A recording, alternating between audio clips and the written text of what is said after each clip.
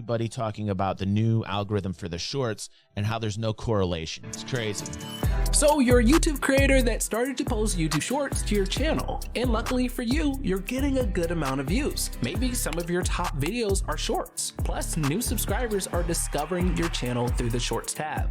But there's one big problem. Yeah. All of your success with shorts don't seem to carry over to your long form videos. I mean, look at this. Does this happen to you while your YouTube shorts? That's because it's not organic anymore, man. They've separated the shorts from the long form stuff, and it is about the dumbest fucking thing that you could ever do, because it's not helping the creators who are creating long form stuff at all. It's literally only catering to compete against TikTok, and the algorithms are separated to focus on shorts and separate it from long format videos. So there's no correlation. So it doesn't do anything for you as a content creator on your own channel the way that YouTube used to do things originally, and that was to leave the shit alone and let people do it on the regular, normally, organically, and everybody had visibility that way. They just let the people do it. And that's what was so great about YouTube from 2000 to 2008, 9-ish, maybe 10 if I stretch it out there. And then after that, dude, it started to become about monetization. You know, everything got broken down into like, how do we make the most money? How do we shove this shit? And what happened is that YouTube's strategy and how they implemented the algorithm separated that organic feel from the community. And the algo started focusing on the actual, each video being like an employee. Like, so it's like, okay, this is an employee, this is an employee, this is an employee. And like, it separated these videos away from the content creator. So nobody goes to the fucking channels anymore. And it's pretty crazy because people aren't landing on YouTubers' channels. They're just landing on the vids, and that's it. Because they've figured out that's how people consume content. Right? Which is a bunch of bullshit. It's what they're force feeding you because they know that many people don't have the attention span, and so they're monetizing people's lack of attention. That's what they're doing. And they're not focusing on helping the content creators who are the very lifeblood of the platform. And when you start separating the content creation for the monetization, what you're saying is shit on the creation side of things. We're not worried about the quality. We're only worried about the quantity. And that's exactly what YouTube's doing with the algorithm. And that is why it is so hard as a new content creator to get your shit out there, because the algorithm is not focusing on your shit, because your employees, they're rookies. They're brand new to the game. They don't know what the fuck's going on. Every one of those vids that you create, it's an employee, and those employees, like, let's use a terminology like a football, like football, right? You guys came in rookies from college, right? You got pros already been playing, bringing in money, and Google's focusing on those pros, man. They got the Jordans, they got the fucking LeBron James, they got all those guys. That's basketball. I know, Pepe. I know that's basketball. I love sports. I'm switching gears. God damn it, Pepe's keeping me honest. But you guys get what I'm saying? Thank you. Erad says, absolutely, DG. Voice says, yeah, if you upload a vid at a phone's aspect ratio, YouTube automatically detects it as a short. So you can do it from PC these days. And I wanted to experiment with shorts, you know, Voy. I really did, but then I watched this and I'm thinking to myself, well, if it doesn't have any correlation to my long form content, then what the fuck why would I do it? It doesn't even relate to my channel. You see, they aren't relating to the content creators, and the content creators are who's bringing quality to the platform. But unfortunately for new people, because you want to focus on that quality, that doesn't really bring the people into you because you're not going quantity. Now, why am I the new algorithm? Okay?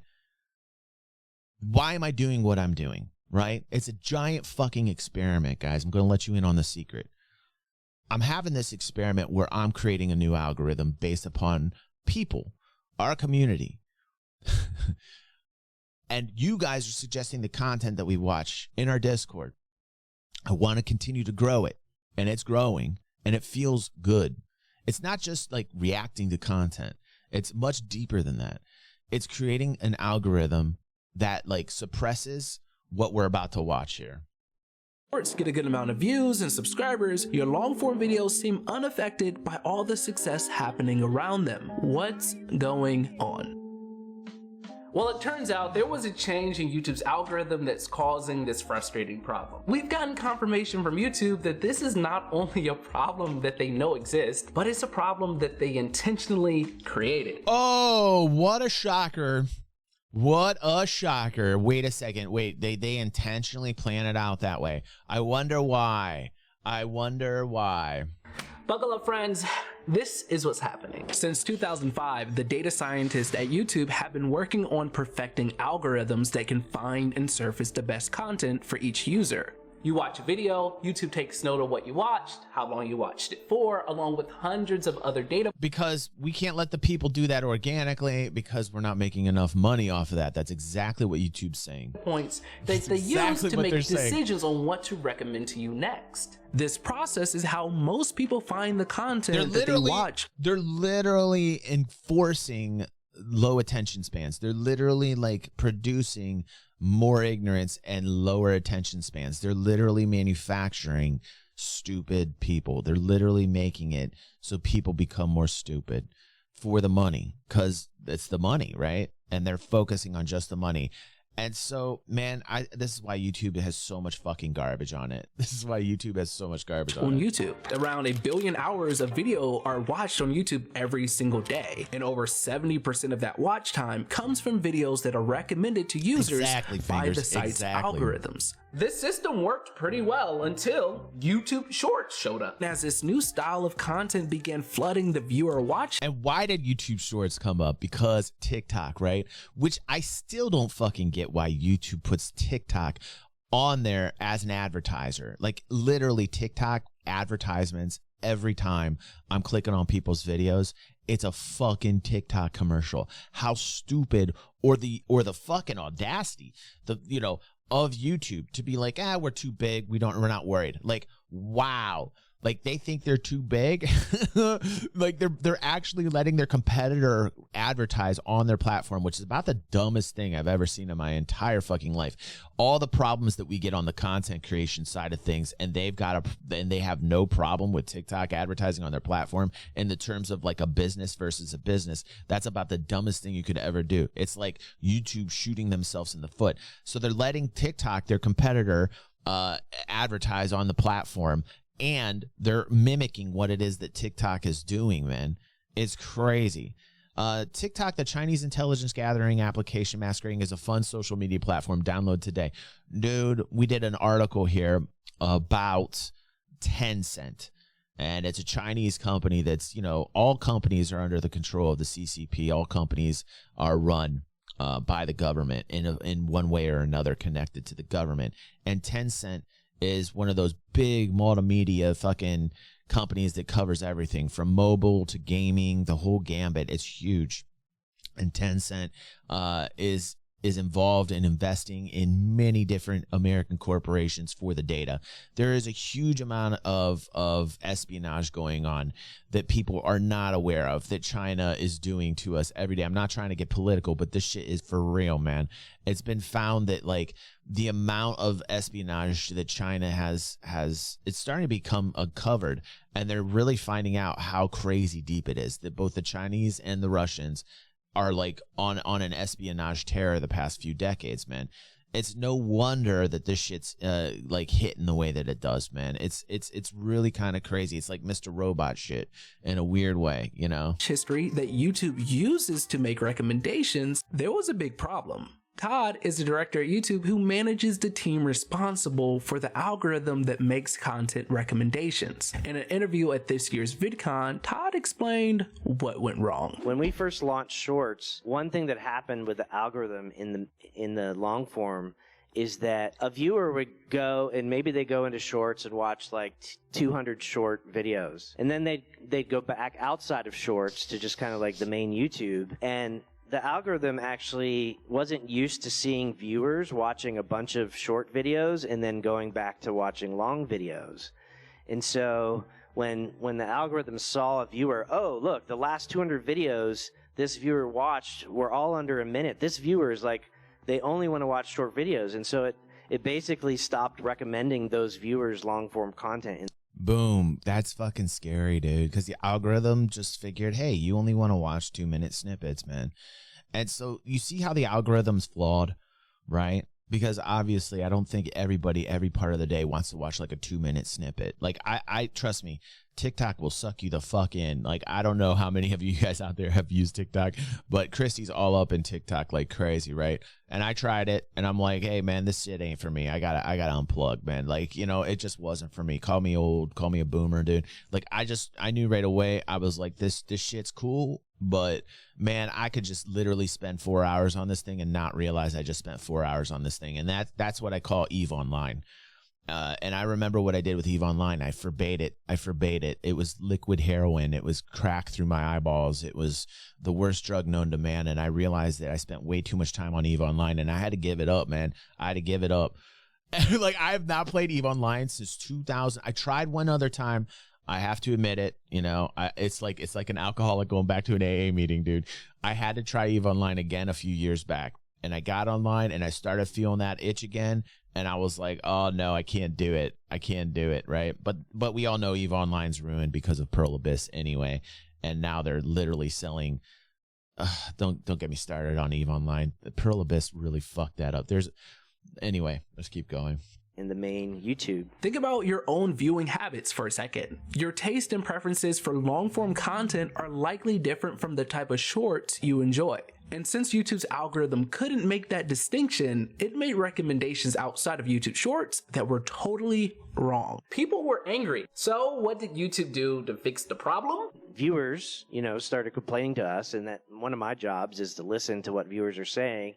And so what we did at that time was say, okay, the algorithm doesn't know how to handle shorts and treat that the right way, so we're going to split off the history for the viewer. So when a viewer goes into the main YouTube, we're going to not pay attention to what shorts they watch because we don't want the algorithm to get... So it's totally unnecessary to have shorts if you're a content creator, and there's no connection between shorts and your channel. You know, end of story. Like,